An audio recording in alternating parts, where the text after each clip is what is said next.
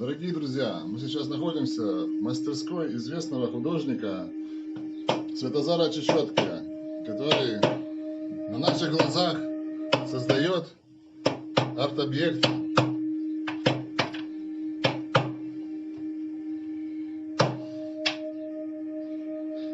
Святозар, пожалуйста, скажите про свою работу что-нибудь. Перфекто. Святозар немногословен, мы лучше посмотрим его работу.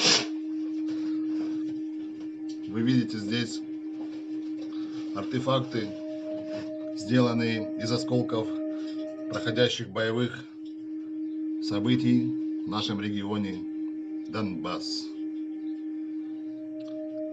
Также здесь есть известный музыкант, производитель чудесных звуков.